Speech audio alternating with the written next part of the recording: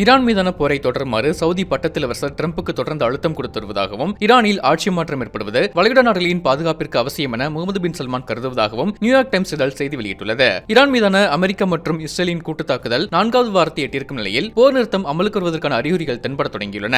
5 நாட்களுக்கு ஈரான் மின் உற்பத்தி நிலையங்கள் மீது அமெரிக்கா தாக்குதல் நடத்தாது என டிரம்ப் அறிவித்திருந்த நிலையில் பாகிஸ்தானின் உதவியோடு இரு நாடுகளிடையே பேச்சுவார்த்தைகள் நடந்து வருவதாக தகவல்கள் பரவி வருகின்றன. ஆனால் போர் நிறுத்தம் தொடர்பான முன்னேற்றங்களை சவுதி பட்டத்திலவசர் முகமது பின் சல்மான் விரும்பவில்லை எனவும், போரை தொடருமாறு அவர் டிரம்புக்கு அழுத்தம் தந்து வருவதாகவும் நியூயார்க் டைம்ஸ் இதழ் வெளியிட்டுள்ள கட்டுரையில் தெரிவிக்கப்பட்டுள்ளது. ஈரானில் ஆயத்தொல்லாக்களின் ஆட்சி தொடரும் வரை வளைகுடா மக்களுக்கு பாதுகாப்பு அச்சுறுத்தல்கள் இருக்கும் என்பதால் அந்நாட்டில் ஆட்சி மாற்றத்தை உருவாக்க வேண்டும் என்பதில் சவுதி இளவரசர் தீவிரமாக இருப்பதாக அந்த கட்டுரை தெரிவிக்கிறது.